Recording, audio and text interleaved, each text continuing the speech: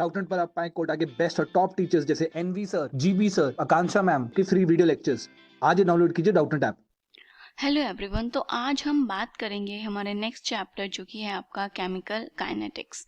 ठीक है, अगर बात की जाए कि केमिकल काइनेटिक्स में हम क्या क्या पढ़ेंगे, तो देखिए सबसे पहले अगर हम इसमें देखें कि किस टाइप के आपके क्वेश्चंस बनते हैं, तो मोस्टली जब भी केमिकल काइनेटिक्स पे क्वेश्चन आता है तो आपका क्या आता है, एक न्यूमेरिकल ही आता है।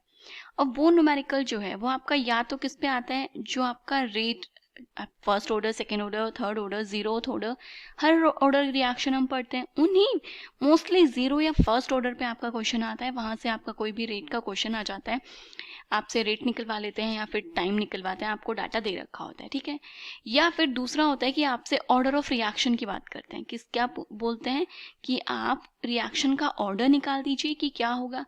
या फिर नेक्स्ट जो बनता है वो आता है आपका अर्हीनियस इक्वेशन जो है, वहां से आपसे एक्टिवेशन एनर्जी या टेम्परेचर या फिर कैटलिस्ट की प्रेजेंस में अगर रिएक्शन हो रही है तो एक्टिवेशन एनर्जी में क्या चेंज आएगा। मेन यही 2-3 टाइप के आपके क्वेश्चंस हैं। ठीक है, तो आज पहले हम इस चैप्टर का थोड़ा सा बेसिक पढ़ेंगे। ठीक है, अभी भी कुछ ऐसी चीजें हैं जो आपके माइंड में नहीं रहती, लाइक एलिमेंट्री रिएक्शन की अगर मैं बात करूं तो एलिमेंट्री रिएक्शन क्या होती है, और उस केस में आपका ऑर्डर ऑफ रिएक्शन क्या होता है, वहां पर जो आपका रेट लो है उसको हम कैसे डिफाइन करते हैं। तो इस टाइप के जो भी कुछ डिफरेंट क्वेश्चंस बनते हैं उन सबको आज हम डिस्कस करेंगे। तो सबसे पहले अगर मैं बात करूं कि आप रेट ऑफ, जैसे हम इस चैप्टर में हमेशा बात करते हैं रेट ऑफ रिएक्शन, कि कोई भी आपकी रिएक्शन हो रही है, ठीक है, हमें उसका रेट पता होना चाहिए। मतलब वो रिएक्शन किस स्पीड से चल रही है। जैसे कि आप जब ड्राइव करते हैं, ठीक है, कार हो या फिर बाइक हो, कुछ भी हो, तो हम कई बार पूछते हैं ना कि किस स्पीड से गाड़ी चला रहे हो आप, 60 पे है, 70 पे है, मतलब आप पर आर या की स्पीड में आप पूछ लेते हैं कि आपकी गाड़ी किस स्पीड से चल रही है। तो वही चीज है कि जो आपकी रिएक्शन जो आपकी प्रोसीड कर रही है उस रिएक्शन का रेट क्या है, कि आप 1 मिनट में या 1 सेकेंड में 1 आवर में कितना रिएक्शन को कंप्लीट कर पा रहे हैं। अगर आपने स्टार्टिंग कंपाउंड कुछ x ग्राम लिया है, हम किसके रिस्पेक्ट में पूछते हैं, जो अमाउंट हमने लिया और कितना अमाउंट आपका वहां पे मतलब लेफ्ट आउट हुआ है, कितना अमाउंट बचा है। ठीक है, मतलब जो बचा हुआ है उसके अलावा जो था वो क्या हो चुका है, आपका रिएक्टेड अमाउंट होगा। तो इस बात पे हम बोलते हैं रेट ऑफ रिएक्शन को डिफाइन करते हैं, मतलब कि रिएक्टेंट की कॉन्सेंट्रेशन में कितना डिक्रीज हुआ है, decrease in concentration of reactant with respect to the time. ठीक है, अब अगर आपको कोई भी रिएक्शन दे रखी है, अगर उसके कॉरस्पॉन्डिंग अगर आपको रेट लिखना है तो आप उस रेट को कैसे लिखेंगे। फॉर एग्जाम्पल, जैसे कि आपकी रिएक्शन है, एक स्मॉल ए है, जो कि जो स्मॉल ए है ये आपके स्टोइकियोमेट्री को बता रहे हैं। मतलब जब हम कोई भी रिएक्शन लिखते हैं तो हम एक बैलेंस्ड फॉर्म में रिएक्शन को लिखते हैं। तो मान लीजिए मैंने उस रिएक्शन को बैलेंस किया, ए स्मॉल ए जो कि उसकी स्टोइकियोमेट्री है, ए आपका रिएक्टेंट है, प्लस बी और ये उसकी स्टोइकियोमेट्री है, गिव्स सी प्लस डी। ये आपकी मैंने एक जनरल कोई भी रिएक्शन लिखी। अगर आपको इस रिएक्शन के लिए रेट लिखना है तो आप रेट कैसे लिखेंगे। अभी हमने बोला कि रेट क्या है आपका, concentration change with respect to time. तो मतलब जो ए की कंसंट्रेशन में चेंज आ रहा है, हमने चेंज की बात की, तो मैंने बोला डी ए की कॉन्सेंट्रेशन में change with respect to time, जो टाइम चेंज हो रहा है। अब ए क्या है, आपका रिएक्टेंट, और ये टाइम के साथ क्या हो रहा है, इसकी कॉन्सेंट्रेशन क्या होगी, आपकी डिक्रीज होती हुई चली जाएगी। राइट, जब कोई भी चीज अगर कम हो रही है, घट रही है, तो हम उसको नेगेटिव साइन, तो यहाँ पे जो आपका नेगेटिव साइन रिप्रेजेंट करने का जो मोटिव होता है, ये सिर्फ क्या होता है कि आपकी जो कॉन्सेंट्रेशन है वो इस टाइम पे आपका ए का जो कॉन्सेंट्रेशन है वो क्या हो रही है, डिक्रीज हो रही है। अब जो आपकी स्टोइकियोमेट्री है, इसका भी तो यहाँ पे फर्क पड़ेगा ना, कि आपने स्टार्टिंग में कितना मोल लिया था, 2 मोल लिया था, 3 मोल लिया था, तो ये आता है आपका 1/a। जो भी स्टोइकियोमेट्री होगी वो आपकी डिवाइड में आती है। उसके बाद अगर आप b के रेस्पेक्ट में रेट को लिखेंगे तो ये आएगा -1/b, क्योंकि ये भी रिएक्टेंट है, डिक्रीज हो रहे हैं। db मतलब बी की कंसंट्रेशन टाइम के साथ कैसे डिक्रीज हो रही है। जब आप प्रोडक्ट्स के टर्म में बात करेंगे तो वो प्लस होगा, क्योंकि प्रोडक्ट आपका फॉर्म हो रहा है, डिक्रीज नहीं हो रहा। तो यहाँ पे उनकी आएगी stoichiometry, that is 1/c dc/dt equals to 1/d dt। तो ये क्या है, आपकी कॉन्सेंट्रेशन। ठीक है, अब यहीं से अगर आप रेट की जो यूनिट्स हैं अगर उनकी बात करें तो देखिए मैंने रेट को कैसे डिफाइन किया, चेंज इन कॉन्सेंट्रेशन। जब आप कॉन्सेंट्रेशन लिखते हो तो कॉन्सेंट्रेशन क्या होता है आपका, मोल पर लीटर, राइट। कॉन्सेंट्रेशन को तो हम ऐसे ही लिखते हैं हमेशा। तो यहाँ पे अगर आप इसकी यूनिट लिखेंगे रेट की, तो कॉन्सेंट्रेशन हो गई आपकी मोल पर litre with respect to time. तो टाइम आपका सेकेंड भी हो सकता है, मिनट या फिर आर, आप किसी में भी डिफाइन कर सकते हो टाइम को, राइट। तो आप यहाँ पे लिख सकते हैं कि ये हो जाएगा आपका मोल पर लीटर टाइम इनवर्स। तो ये क्या हो गई, आपकी रेट की यूनिट हो गई, ठीक है। इसके बाद हम बात करते हैं यहाँ पे, एक आपका रेट के लिए ये फॉर्मूला था, दूसरा फॉर्मूला जो आपका रेट का आता है वो होता है आपका रेट लो।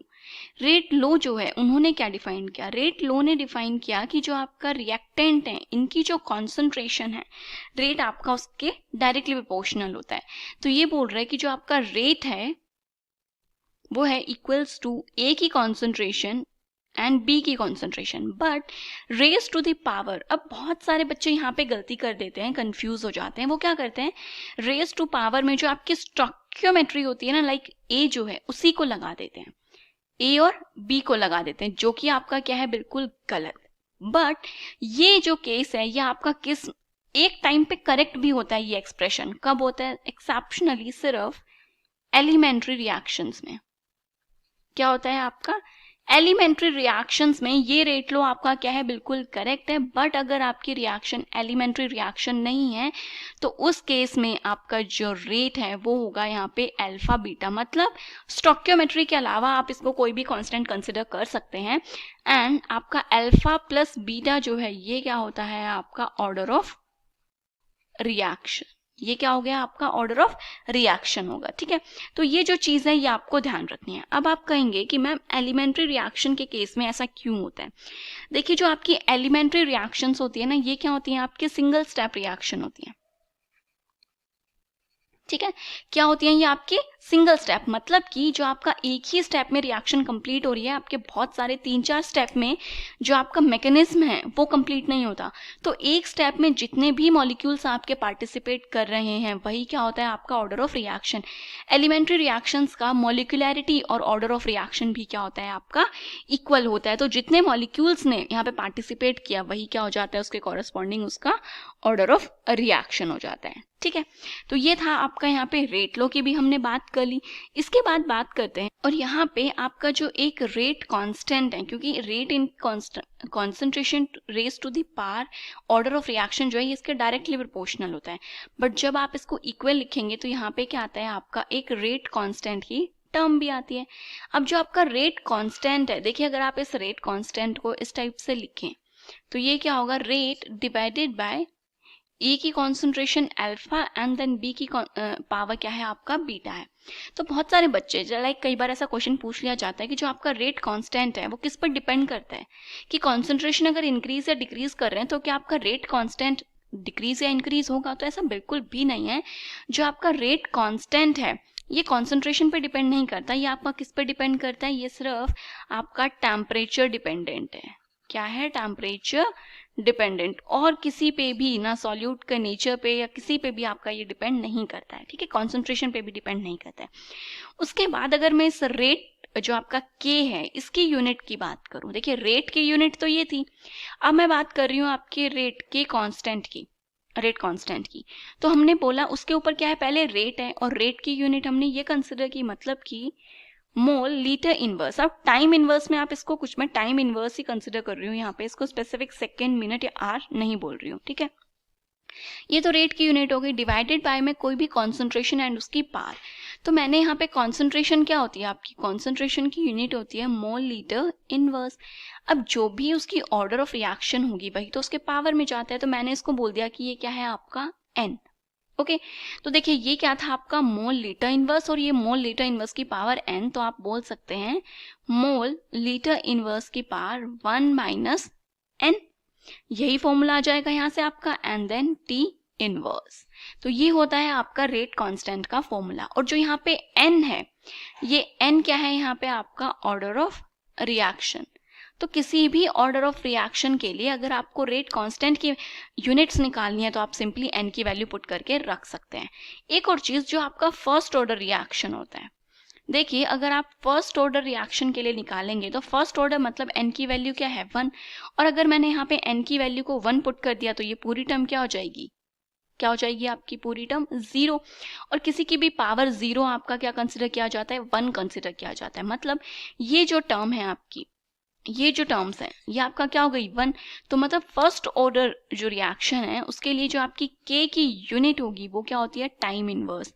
अगर किसी भी रिएक्शन में आपको रेट दिया हुआ हो और वहां पे आपको क्या लिखा हुआ हो कि ये आपका सेकेंड इनवर्स है, मिनट इनवर्स है या फिर आर इनवर्स है, तो दैट मीन्स वो आपको क्या सिंपली आइडेंटिफाई हो गया, आपको पता चल गया कि वो किसके बारे में बात कर रहे हैं, फर्स्ट ऑर्डर काइनेटिक्स के बारे में बात कर रहे हैं। ठीक है, वहां पे आपको बहुत ज़्यादा दिमाग लगाने की ज़रूरत ही नहीं है। उसके बाद हम पढ़ते हैं हमारी जो ऑर्डर ऑफ रिएक्शंस है ना, एक जीरो ऑर्डर रिएक्शन है, फर्स्ट ऑर्डर रिएक्शन है, सेकेंड ऑर्डर रिएक्शन है, इन सभी के फॉर्मूलाज पढ़ते हैं। ठीक है, तो अगर मैं बात करूं यहाँ पे आपके जीरो ऑर्डर रिएक्शन की, तो मेन एक पढ़ते हैं हम इनका फॉर्मूला और दूसरा पढ़ते हैं इनकी हाफ लाइफ। मेन इन्हीं पे आपके क्वेश्चंस बनते हैं। ठीक है, तो अगर इसके एक फॉर्मूले की बात करूं तो ये तो होता है आपका जो भी प्रोडक्ट है एक ही कॉन्सेंट्रेशन विद टाइम के साथ जो आपकी एक ही कॉन्सेंट्रेशन में चेंज आया है वो इक्वल्स टू इनिशियल टाइम पे स्टार्टिंग में आपने एक ही कॉन्सेंट्रेशन क्या ली थी वो माइनस KT, यही आपका फॉर्मूला होता है।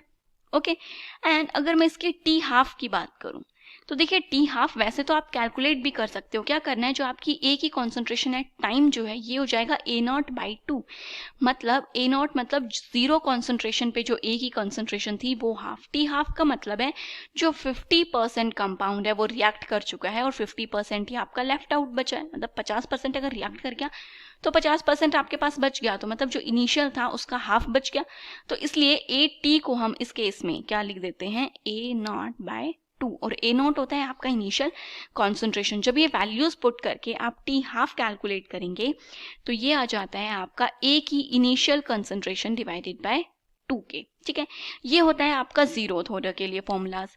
और अगर मैं यहाँ पे फर्स्ट ऑर्डर रिएक्शन की बात करूं तो फर्स्ट ऑर्डर रिएक्शन का जो फॉर्मूला है ये होता है आपका K equals to 2.303 to the divided by T log of A0 मतलब इनिशियल कॉन्सेंट्रेशन डिवाइडेड बाय में एक ही कॉन्सेंट्रेशन एट टाइम T। ठीक है, तो ये क्या होती है आपका फर्स्ट ऑर्डर काइनेटिक्स का फॉर्मूला। और अगर यहाँ पर मैं इसके T हाफ की बात करूं कि इस केस में जो आपका T हाफ है वो क्या होगा, तो देखिए T हाफ होता है आपका 0.693 डिवाइडेड बाय K। तो आप क्लियरली यहाँ से देख सकते हैं कि जो T हाफ है फर्स्ट ऑर्डर काइनेटिक्स का वो सिर्फ किस पे, रेट कांस्टेंट पे ही डिपेंड कर रहे हैं। वो आपका इनिशियल या फाइनल आपकी कॉन्सेंट्रेशन पे डिपेंड नहीं करता। तो एक मतलब फर्स्ट ऑर्डर जो काइनेटिक्स रिएक्शन है आपकी, इसके बारे में आपको 2-3 चीज़ों पे ध्यान देना है। एक, इसकी यूनिट सिर्फ टाइम के टर्म्स में होती है, मतलब कॉन्सेंट्रेशन पे यूनिट डिपेंड नहीं करते, सिर्फ टाइम इनवर्स में यूनिट आएगी आपकी। दूसरा, जो इसका T हाफ है वो भी कॉन्सेंट्रेशन पे डिपेंड नहीं करता। कई बार आपका इस टाइप से क्वेश्चन आ जाता है कि मतलब वो कौन सी आपका ऑर्डर ऑफ रिएक्शन होती है जिसमें जो आपका T हाफ है वो कॉन्सेंट्रेशन पर डिपेंड नहीं करता। इसके अलावा अगर आपको किसी भी ऑर्डर ऑफ रिएक्शन के लिए फॉर्मूला निकालना हो या फिर उसका T हाफ निकालना हो तो उसके लिए हमारे पास एक जनरल फॉर्मूला है। आप उस जनरल फॉर्मूला से वैल्यूज पुट करके आप निकाल सकते हो। ठीक है, मतलब अगर n से ग्रेटर देन वैल्यूज के लिए जीरो और फर्स्ट ऑर्डर के ये लिए हो गई, n से ग्रेटर देन 2 या फिर n इक्वल्स टू 2 जब ऑर्डर ऑफ रिएक्शन है तो आप निकाल सकते हैं उसके लिए Kn, मतलब जिस भी ऑर्डर ऑफ रिएक्शन के लिए आप निकाल रहे हैं 1 n-1 इंटू में T। n क्या है, जिस भी ऑर्डर के लिए निकाल रहे हैं, लाइक सेकंड के ऑर्डर ऑफ रिएक्शन के लिए निकाल रहे हैं तो n की वैल्यू 2 हो जाएगी, थर्ड के लिए निकाल रहे हैं तो n की वैल्यू क्या हो जाएगी आपकी 3 हो जाएगी। ठीक है, एंड ये क्या है आपका यहाँ पे टाइम। देन आपका आएगा एक ही कॉन्सेंट्रेशन किस पे, एक स्पेसिफिक टाइम पे to the power n-1 minus जो आपकी A की A0 मतलब इनिशियल जो आपने कॉन्सेंट्रेशन ली थी वो n-1। ठीक है, तो ये तो आपका फॉर्मूला हो गया इक्वेशन का। और अगर मैं T हाफ का जनरल फॉर्मूले की बात करूं, किसी भी रिएक्शन के लिए अगर आपको T हाफ कैलकुलेट करना है तो that is to the power n-1 minus 1। Okay, then आएगा आपका K, जिस भी ऑर्डर Kn का मतलब है जिस भी ऑर्डर ऑफ रिएक्शन के लिए आप निकाल रहे हो, ये आ जाएगा आपका n-1 A naught to the power n minus 1। ठीक है, अब अगर आप इसको, और ये फॉर्मूला जो है ये भी आपका किसके लिए है, n इज ग्रेटर देन 2 के लिए। ठीक है, इसके बाद जो नेक्स्ट फॉर्मूला आता है आपका, वो आता है आपका अर्हीनियस इक्वेशन का। ठीक है, तो अर्हीनियस इक्वेशन की अगर मैं बात करूं तो देखिए, एक तो होता है आपका k क्या है भाई, आपका रेट कांस्टेंट। ठीक है, that is equals to a, जो कि आपका फ्रीक्वेंसी फैक्टर है, यहाँ पे कांस्टेंट मानते हैं या फिर प्री एक्सपोनेंशियल फैक्टर भी बोल देते हैं हम इसको। Rate constant is equals to a e to the power minus EA upon RT। EA है आपका activation energy, R rate constant, जिसको हम लिखते हैं 8.314 joule kelvin inverse mole inverse, और T टेम्परेचर जिसको आप केल्विन में कंसिडर करते हैं। ठीक है, इसी को अगर आपको लॉग के टर्म में लिखना है तो यह आ जाएगा आपका log k is equals to log a minus EA upon 2.303 RT। अब अगर आपको दो इक्वेशंस के लिए, दो रिएक्शंस के लिए आपको रेट को वो करना है कि आपने टेम्परेचर चेंज किया तो आपका रेट में कितना चेंज आया। जब हम कंपैरिजन करते हैं रेट का तो उस टाइम पे ये इक्वेशन मॉडिफाई होके बन जाती है log k2 upon k1। Second condition में रेट, और ये आपका फर्स्ट कंडीशन में रेट, ये आएगा आपका जो भी आपकी एक्टिवेशन एनर्जी है divided by 2.303 R in bracket 1 by T1 minus 1 by T2। ठीक है, ये सिंपली आप इन इक्वेशंस, जो आपकी इक्वेशंस है, जो फॉर्मूलाज है, इनको आप डायरेक्टली भी यहाँ पर याद कर सकते हैं। ठीक है, चलिए पूरा हमने जो चैप्टर है उसके फॉर्मूलाज को थोड़ा रिवाइज कर लिया। अब हम इनको थोड़ा क्वेश्चंस पे अप्लाई करके देखते हैं कि क्वेश्चंस किस टाइप से हमें सॉल्व करने हैं। तो देखिए, पहला क्वेश्चन है हमें फर्स्ट ऑर्डर रिएक्शन के लिए ही क्वेश्चन है, जो कि आपका नीट 2017 में आया हुआ क्वेश्चन है। कह रहा है कि फर्स्ट ऑर्डर काइनेटिक्स है, उसका एक स्पेसिफिक रिएक्शन रेट है। रिएक्शन रेट दे रखा है 10 to power minus 2 second inverse.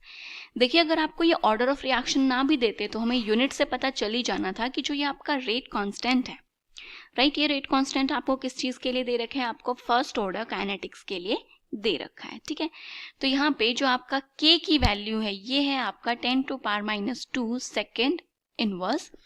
Then कह रहा है how much time will it take for 20 gram of the reactant to reduce 5 gram. तो आपको ये बताना है कि 20 ग्राम रिएक्टेंट 5 ग्राम रिएक्टेंट तक रिड्यूस होने में कितना टाइम लेगा। ठीक है, स्टार्टिंग कंपाउंड था, इनिशियली मैंने उसको 20 ग्राम लिया। अब 20 ग्राम से सिर्फ 5 ग्राम बचना चाहिए, बाकी का जो आपका कितना बचा 15 ग्राम, ये क्या कर चुका है आपका रिएक्ट।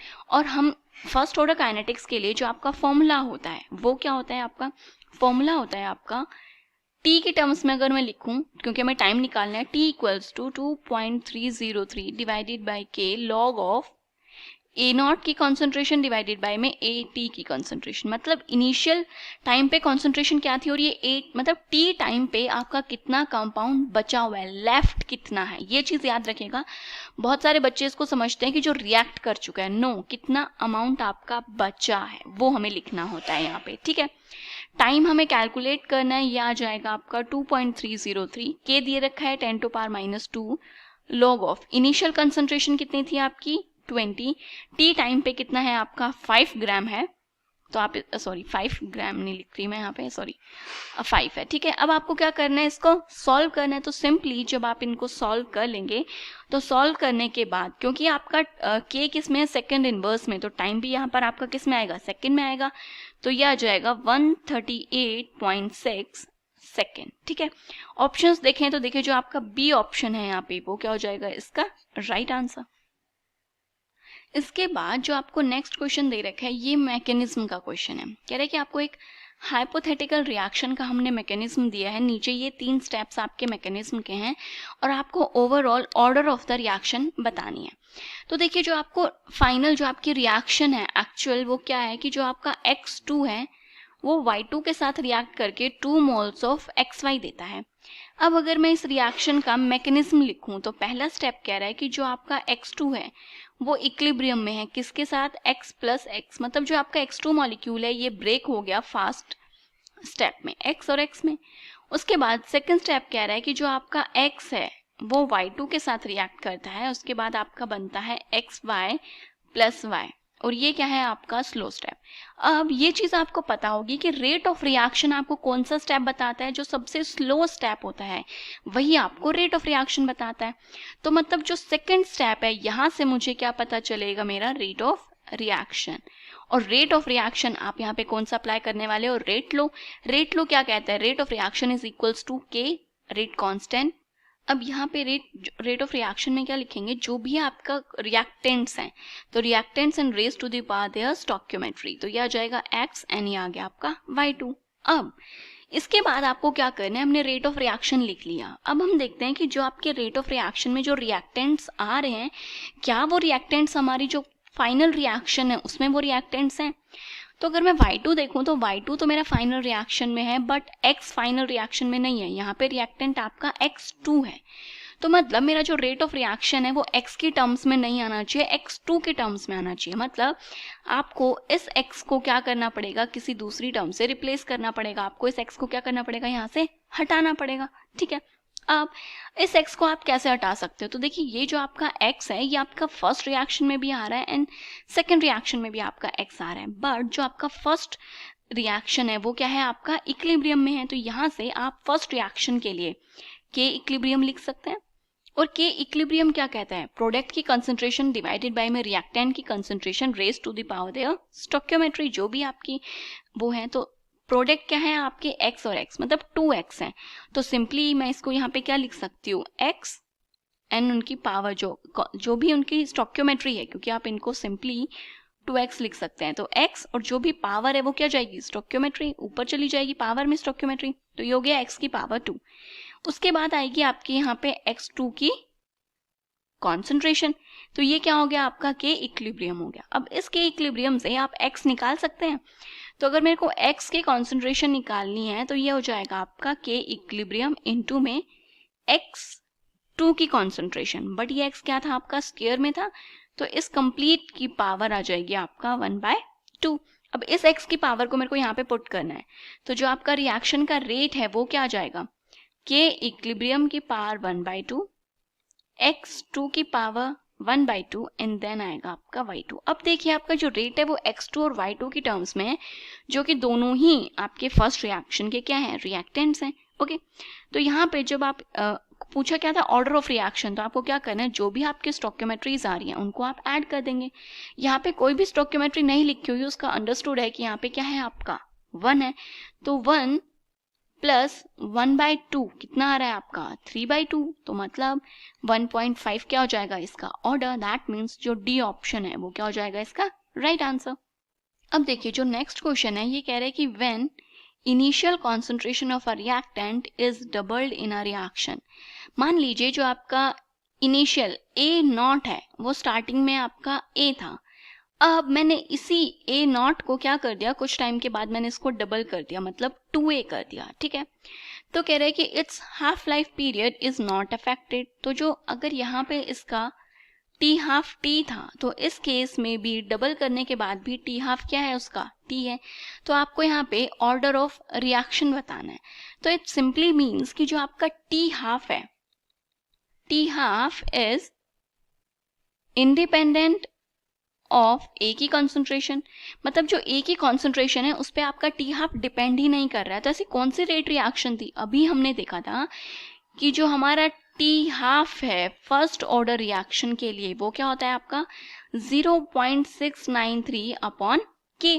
तो जो आपकी फर्स्ट ऑर्डर काइनेटिक्स है उसमें जो आपका T है वो के पे बिल्कुल भी डिपेंड नहीं कर, मतलब जो ए है कॉन्सेंट्रेशन है उस पर बिल्कुल भी डिपेंड नहीं करता। तो मतलब हमारा आंसर तो क्या हो गया, first order kinetics B option.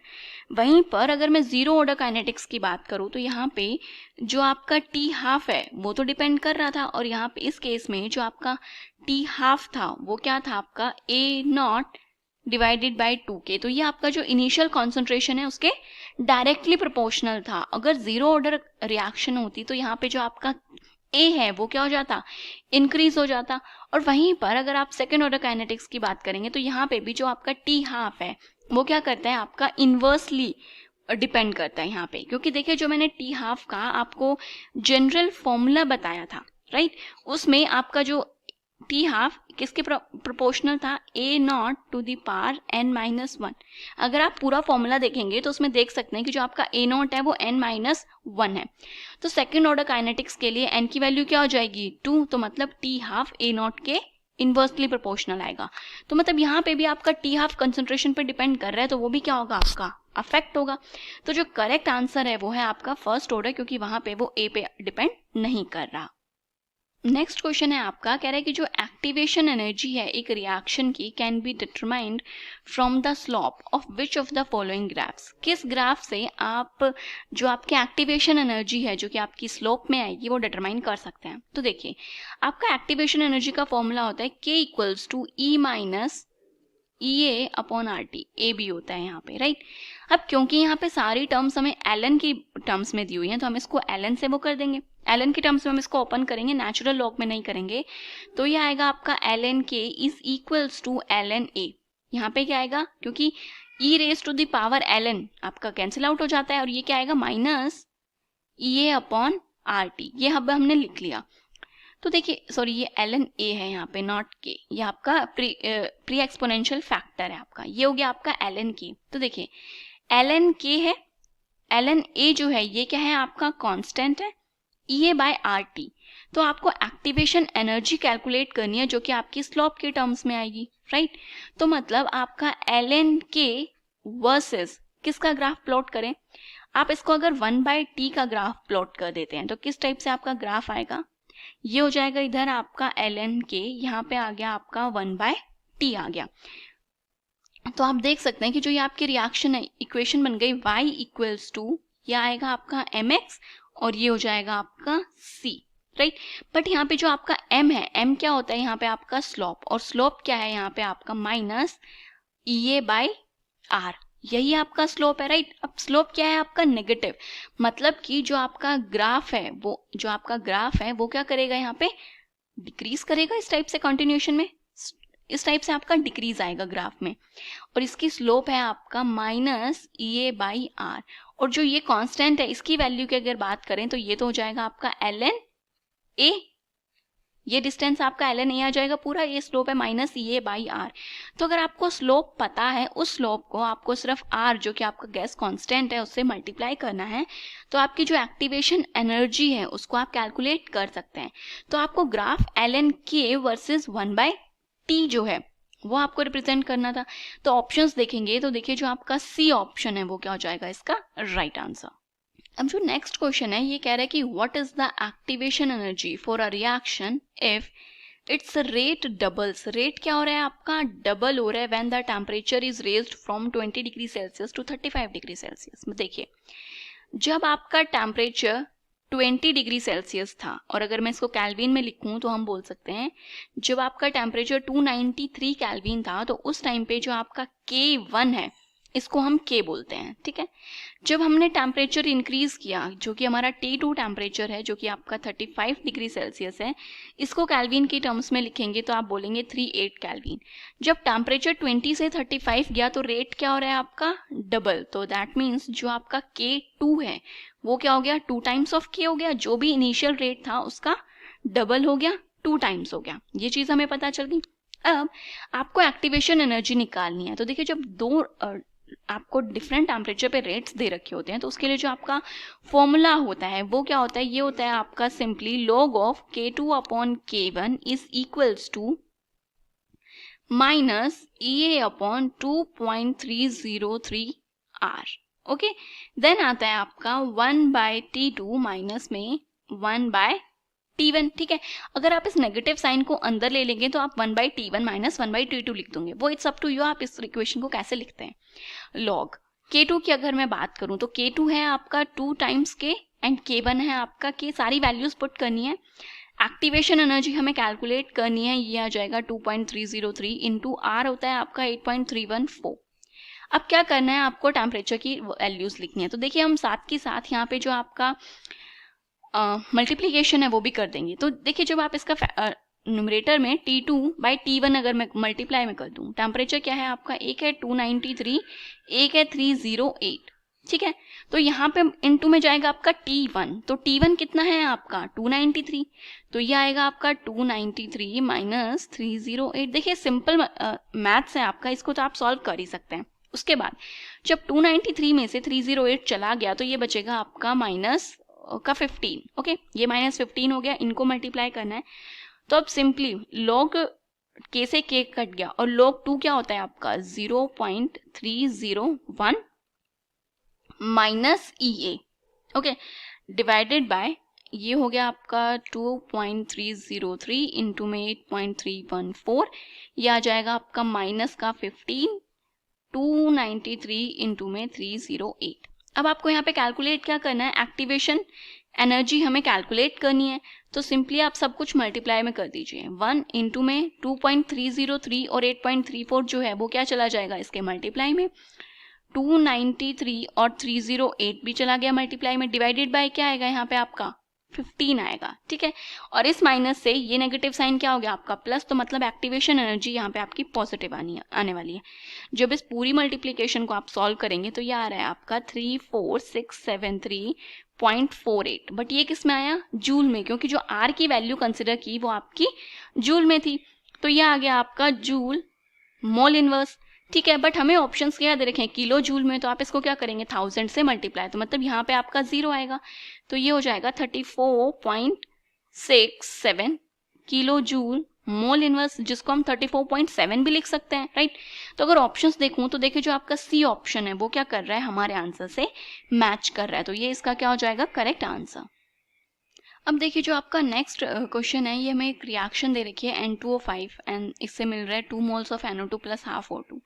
तो कह रहा है कि आपको क्या वैल्यू दे रखी है, rate of disappearance of N2O5 is given. हमें रेट ऑफ डिसअपियरेंस दे रखी है, ठीक है। कितनी दे रखी है आपको, 6.25 इंटू 10⁻³ तो देखिए अगर मैं सबसे पहले इस रिएक्शन के लिए रेट लिखूं, क्या लिख रही हूं मैं, रेट। तो रेट क्या होता है आपका, N2O5 का अगर आप रेट लिखेंगे तो ये आएगा, क्योंकि प्रोडक्ट है, सॉरी रिएक्टेंट है आपका, क्या हो रहा है, डिक्रीज हो रहा है, तो ये आएगा आपका minus concentration of N2O5 D बाहर आ जाएगा and then DT, okay, equals to product की टर्म्स में लिखी जाएगी तो 1/2, स्टोक्योमेट्री जो भी होती है वो आपकी डिवाइड में आती है, प्रोडक्ट बन रहा है तो प्लस में आएगा D NO2 की concentration divided by D2 equals to, ये क्या है आपका O2 है, तो 1/2 लिखेंगे, इसको कैसे लिखोगे, 1 डिवाइडेड बाय जो भी आपकी स्टोक्योमेट्री है वो डिवाइड में, तो ये 2 इन शॉर्ट आपका ऊपर चला जाएगा, देन आएगा D O2 की कॉन्सेंट्रेशन डिवाइडेड बाय में DT, ये क्या हो गया आपका रेट हो गया इस रिएक्शन के लिए। अब हमें क्या दे रखा है, हमें दे रखा है the value of rate of disappearance of N2O5।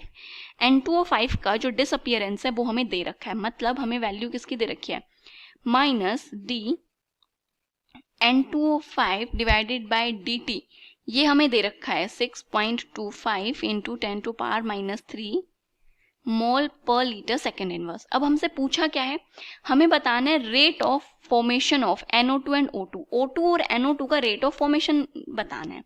तो देखिए ये दोनों N2O5 जो है वो NO2 के साथ भी रिलेशन है और उसका O2 के साथ भी रिलेशन है। अगर पहले सिर्फ मैं NO2 की बात करूं तो यहाँ पे क्या है आपका N2O5 DT is equals to 1/2 NO2 की कॉन्सेंट्रेशन चेंज हो रही है आपकी टाइम के साथ। अब आपको क्या निकालना है, रेट ऑफ अपीयरेंस, मतलब रेट ऑफ फॉर्मेशन निकालनी है। तो जो आपकी रेट ऑफ फॉर्मेशन होती है ना वो सिर्फ ये टर्म होती है, मतलब किस टाइम के साथ आपका कॉन्सेंट्रेशन में क्या चेंज आ रहा है, ये क्या होती है आपकी रेट ऑफ, सिर्फ इतना जो पार्ट है आपका ये होता है आपका रेट ऑफ फॉर्मेशन, या फिर मैं कहूंगी रेट ऑफ अपीयरेंस, या फिर रेट ऑफ, मतलब ये तो रेट ऑफ अपीयरेंस की ही बात करेंगे हम, ठीक है। जो ये आपका 1/2 के साथ जब लिखते हैं, देखिए ये पूरी टर्म आपका रेट होता है, ठीक है, रेट ऑफ रिएक्शन होता है, क्या होता है आपका रेट ऑफ रिएक्शन। बट जब पर्टिकुलरली आपसे बोले कि ये कंपाउंड आपका डिसअपियर हो रहा है या फिर ये कंपाउंड आपका क्या हो रहा है, फॉर्म हो रहा है, तो उस केस में आपकी स्टोक्योमेट्रीज कंसिडर नहीं करती, हम सिर्फ उस पर्टिकुलर कंपाउंड की बात करते हैं कि वो टाइम के साथ कितना डिक्रीज या फिर इंक्रीज हो रहा है। तो हमें यहाँ पे rate of formation of NO2 निकालना है, मतलब कि मुझे कैलकुलेट करना है D NO2 बाय DT, ये आपको कैलकुलेट करना है, ठीक है। अब ये जो नेगेटिव साइन है यहाँ पे, ये सिर्फ हमने किस चीज के लिए कंसिडर किया था, क्योंकि जो आपका N2O5 है वो वहाँ पे डिसअपियर हो रहा है, ठीक है, वैल्यूज में आंसर में आपका नेगेटिव नहीं आता है, तो आपको DNO2 बाई DT लगाना है, मतलब 2 इधर मल्टीप्लाई में चला जाएगा और इसकी वैल्यू आपको दे ही रखी है, दैट इज 6.25 इंटू 10⁻³ राइट। तो जब आप इसको सॉल्व करेंगे तो ये आ जाएगा आपका 12.5, 10 टू पावर -2 एंड 12 में हमें आंसर नहीं है, 1.2 में है, तो हम लिखेंगे 1.25 इनटू में क्या आएगा आपका 10 to power -2, that is mole litre inverse second inverse. ये हमारा एक आंसर आ गया। अब हमें O2 के लिए निकालना है, तो देखिए O2 के लिए जब आप निकालेंगे तो यही जो आपका रेट है N2O5 डिवाइडेड बाय dt, इसका जो रेट ऑफ डिसअपियरेंस है ये किसके इक्वल है आपका 2 times of DO2 bye dt। देखिए जो ये आपका 1/2 था ना, यहाँ पे ये 2 क्या चला गया, अब आपका ऊपर चला गया।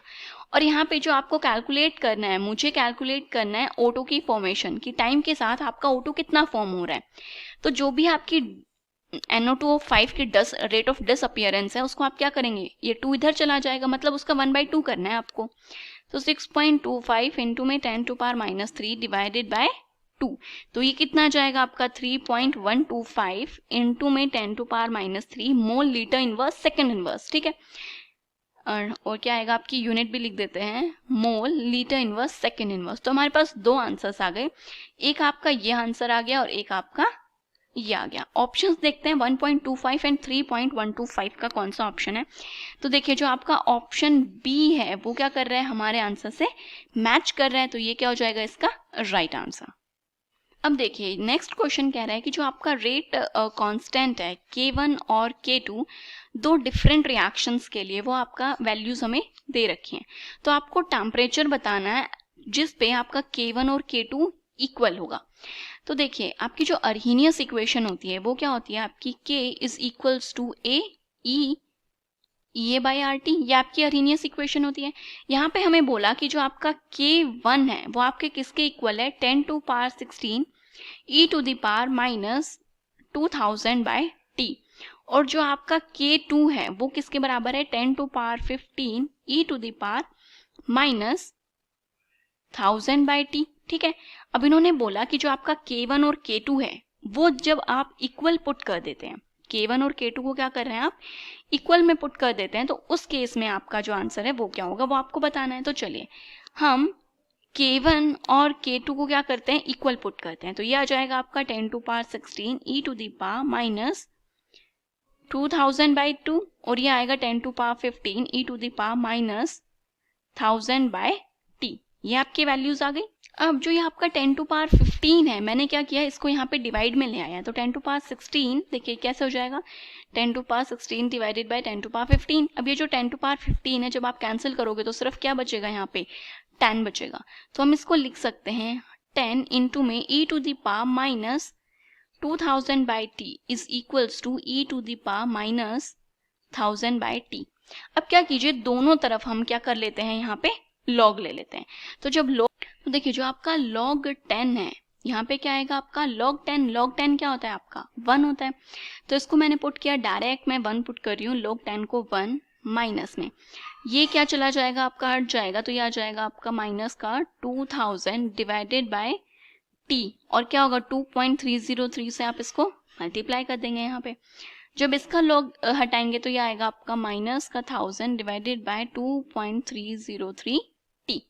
ठीक है, अब आप क्या करेंगे इस इक्वेशन को सॉल्व कर लीजिए, 1 को आप इधर एज इट इज रखिए, 2000 को आप उस तरफ भेज दीजिए, तो ये हो जाएगा 2.303t प्लस 2000 2.303t। तो जब इधर के टर्म को जब आप सॉल्व करेंगे तो ये सॉल्व करने पे क्या आ रहा है 2.303t, इसका एलसीएम आ गया।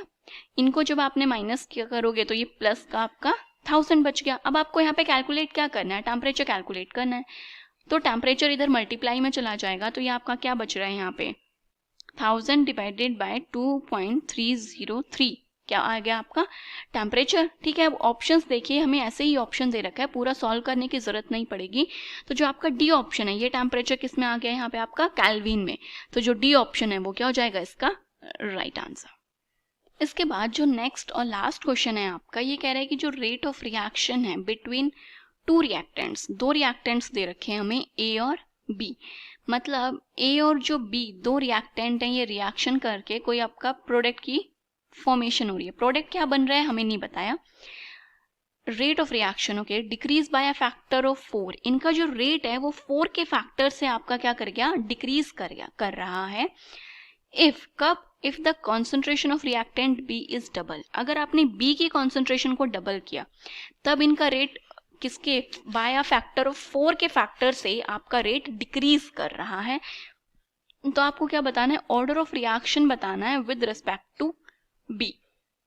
अब देखिए, अगर आप इस रिएक्शन के लिए रेट लिखते हैं तो rate is equals to K, reaction rate constant, A to the power alpha and then B to the power beta. यही तो होता है ना आपका रेट की, जो रिएक्टेंट की concentration raise to the power आपका जो भी उनकी ऑर्डर ऑफ रिएक्शन आएगी, तो हमने उसको अल्फा और बीटा इनका ऑर्डर ऑफ रिएक्शन माना। तो उन्होंने बोला कि जो आपका रेट है वो किस, अगर मैं इस रेट को यहाँ पे आर कंसिडर करती हूँ, ठीक है। अब जब आप B की कॉन्सेंट्रेशन को डबल कर रहे हो तो मान लीजिए आपने A की कॉन्सेंट्रेशन एज इट इज रखी, B की कॉन्सेंट्रेशन क्या करनी है आपको, डबल करनी है। तो यहाँ पे आएगा आपका 2B, ठीक है, और पावर में आ गया बीटा। इस टाइम पे जो आपका रेट है वो क्या हो रहा है, बाय अ फैक्टर ऑफ 1/4, 1 मतलब 4 फैक्टर से वो डिक्रीज कर रहा है, तो मतलब रेट हो रहा है आपका R/4, जो इनिशियल रेट था उसका 1/4 टाइम हो रहा है, यही मतलब हुआ। अब क्या करना है आपको, बी के रिस्पेक्ट में आपको क्या निकालना है, इनका ऑर्डर निकालना है रिएक्शन का। तो ये अगर आपकी फर्स्ट इक्वेशन है और ये सेकंड इक्वेशन है, तो मैं बोल रही हूँ आप इन दोनों इक्वेशंस को क्या कर दीजिए, यहाँ पे डिवाइड कर दीजिए, ठीक है। तो जब डिवाइड करेंगे तो ये हो जाएगा आपका R/4। फर्स्ट है आपका K to the power alpha, B to the power beta. Second equation है आपकी K A to the power alpha and then B 2 times of B to the power beta. अब क्या क्या वैल्यूज यहाँ पे cut हो रही हैं, देखिए K से K कट हो गया, A अल्फा से A अल्फा कट हो गया, और जो आपकी कॉन्सेंट्रेशन ऑफ B है उससे B भी कट गया, तो बचा क्या आपका 1/2। देखिए, तो इस चीज को आप थोड़ा सा और ओपन करके देखिए, कटने के बाद ये है आपकी B की पावर बीटा। इसको आप लिख सकते हैं 2 की पावर बीटा एंड B के कॉन्सेंट्रेशन की पावर भी बीटा। अगर मल्टीप्लाई में है, जो भी पावर में होता है वो उसके भी पावर में रहेगा। अगर आपका 2a स्क्वायर है तो मतलब क्या होता है, 2 का स्क्वायर और a का स्क्वायर, तो वैसे ही मैंने इसको भी ओपन किया, तो 2 की पावर बीटा और जो भी कॉन्सेंट्रेशन है B की उसकी पावर भी बीटा, तो B की पावर बीटा से कट गया, बचा क्या 2 की पावर बीटा, तो ये बच गया आपका 1/2 की पावर बीटा। ओके, ये रेट जो है ये क्या हो जाएगा आपका 4 ऊपर जाएगा, तो R से R कट गया और ये 4 ऊपर चला गया, ये इस टाइप से आ गया। अब इस 1/2 की क्या पावर आई कि यहाँ पे आपका आंसर क्या हो जाए 4 हो जाए। अब आपको ये सोचना है, तो देखिए ऑप्शन ही लगा लेते हैं हम, ज्यादा क्यों दिमाग लगाना। अगर आपने इस बीटा की पावर को क्या बोला -1 है, ठीक है, तो अगर मैं पुट करके देख लेती हूँ सारे ऑप्शंस। फर्स्ट ऑप्शन ट्राई किया हमने कि 1/2 की पावर -1, तो मतलब ये तो आपका 2 आंसर आ जाएगा, 2 ही आंसर आएगा ना, कैसे देखिए, तो ये मतलब इन शॉर्ट है 2 की पावर -1, तो इस 2 को आप ऊपर भेज दीजिए तो 2 की पावर +1 हो जाएगी, मतलब 2 आ रहा है, तो ये तो हमारा आंसर नहीं है। नेक्स्ट बोल रहा है कि 1/2 की पावर -2, मतलब 1/2 की पावर -2 ऊपर जाएगा तो बनेगा 2 की पावर +2, और 2 की पावर 2 क्या होता है 4, तो 4 के इक्वल आ रहा है। मतलब यहाँ पे जो बीटा है आपका, इसकी वैल्यू क्या होगी -2 होगी, और बीटा क्या था आपका B के रेस्पेक्ट में ऑर्डर ऑफ रिएक्शन था, और यही इन्होंने हमसे पूछा था, तो ये क्या हो जाएगा आपका आंसर। अगर आप 1 रखते हैं बीटा की वैल्यू तो आपका 1/2 आएगा, और अगर आप इसकी वैल्यू को 2 रख देंगे तो ये आपका 1/4 आ जाएगा, बट हमें तो वैल्यू क्या चाहिए थी 4 चाहिए थी, तो यहाँ पे जो आपका B ऑप्शन है वो क्या हो जाएगा इसका राइट आंसर। क्लास 6 से 12 से लेके नीट, IIT, JEE मेंस और एडवांस के लेवल तक 10 मिलियन से ज़्यादा स्टूडेंट्स का भरोसा। आज ही डाउनलोड करें डाउटनेट ऐप या व्हाट्सएप कीजिए अपने डाउट्स 8400 400 400 पर।